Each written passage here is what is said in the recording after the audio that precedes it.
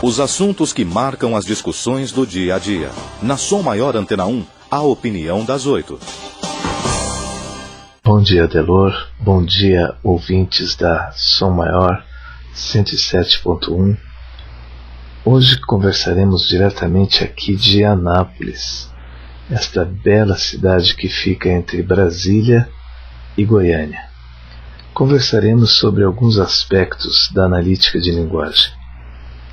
Alguns aspectos de como utilizar as palavras através do emprego que elas possuem dentro da malha intelectiva de cada pessoa.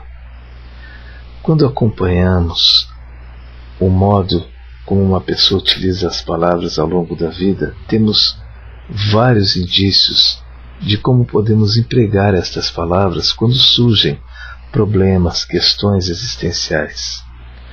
Olhem, vamos supor aqui, Adelor, para começarmos essa explicação, vamos tomar apenas os gêneros literários clássicos, aqueles que foram classificados conforme Aristóteles. Às vezes, uma pessoa somente conseguirá expressar, por exemplo, uma saudade por meio do gênero lírico, usando então a primeira pessoa, como a gente encontra muito na música popular brasileira. Então, assim, me vem aquela canção do Guilherme Arantes, Meu Mundo e Nada Mais. Ela é bastante emblemática nesse sentido. Às vezes a pessoa somente conseguirá tratar dela mesma se utilizarmos este gênero literário. Bem, mas acompanhando a história de vida de uma pessoa, às vezes nos deparamos com pessoas que utilizam fábulas ao invés de música, e fábulas que hoje, como estas que são escritas por Luiz Fernando Veríssimo, por Milor Fernandes, são fábulas que podem substituir lições de vida que às vezes se tornam muito duras. Então, nesse sentido, muitas vezes é possível mostrar a uma pessoa determinadas coisas dentro dela utilizando uma fábula como a do Patinho Feio.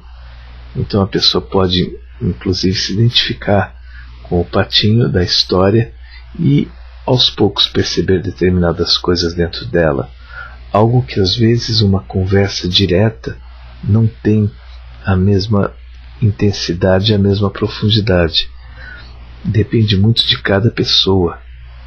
Claro que isso a gente só vai fazer de uma forma ou de outra, conhecendo o modo de ser da pessoa, porque senão a gente cai no grotesco, cai naquela coisa das fórmulas prontas que funcionam mais no papel do que propriamente na prática.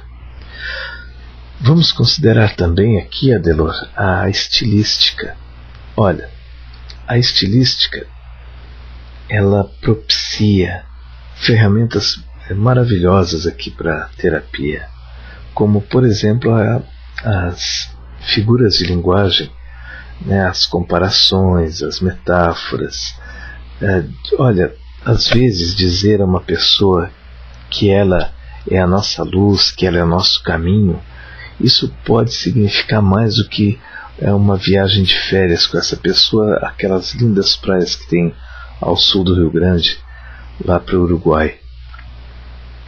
Uma pessoa que me diz no consultório que, por exemplo, que a palavra dela não tem mais força, que ela não consegue expressar nada que tenha força, parece que ela perdeu isso no verbo.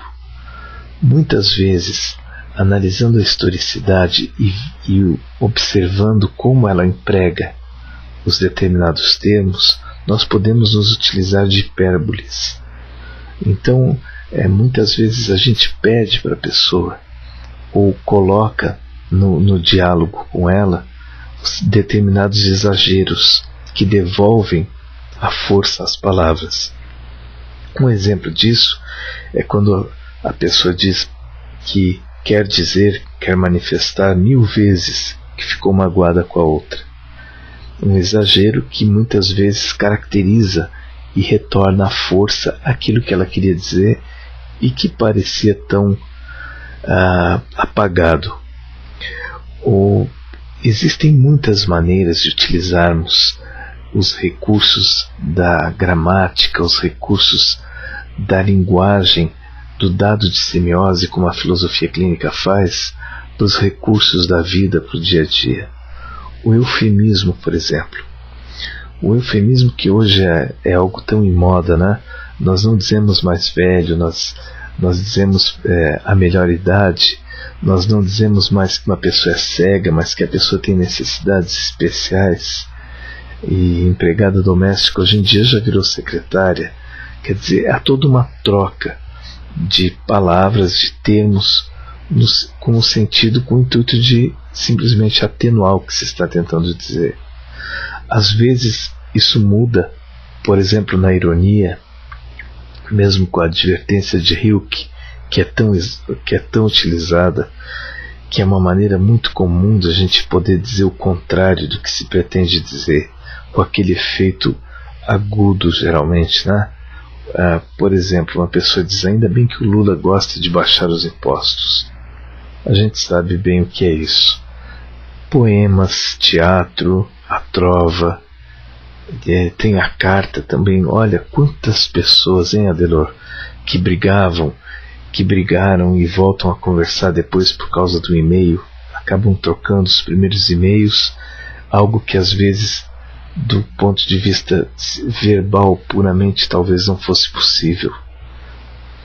Vamos considerar aqui também a paródia. Olha, uma parte imensa da história da filosofia foi construída por paródia, que é aquela relação dos textos no qual um critica e vai distorcer o que o outro diz. Há pessoas que somente conseguem lidar com um ensinamento nocivo, no qual elas aprenderam a não expressar o que sentem, quando se deparam com outro ensinamento que desautoriza o primeiro, tudo em forma de textos, tudo em forma de paródia. Imagine o uso disso na vida, no consultório, né? Uma pessoa às vezes está tão certa de que determinada coisa na vida dela realmente não tem jeito, quando na verdade faltaram possibilidades de opção para considerar isso. E às vezes pela paródia nós conseguimos que a pessoa consiga fazer essa interlocução. Claro que somente conhecendo a história da pessoa nós podemos fazer isso, porque do contrário, como poderíamos interagir com ela, né? Fica aquela coisa da tentativa e erro. Alguns, por exemplo, se perdem e acabam expressando coisas que nada têm a ver com as intimidades que eles têm dentro do peito. Às vezes eles nem sabem disso. Tudo muda de foco quando a gente conhece razoavelmente o modo de ser da pessoa e o que ela de fato quer expressar. Nós voltaremos a esse tema e aprofundaremos, ele é muito amplo para tratarmos de uma passada só. Sigo agora em direção a Goiânia, depois ao Pantanal, e na próxima quinta-feira retomamos a nossa conversação. Um grande abraço, Adelor, e aos nossos ouvintes da Som Maior 107.1.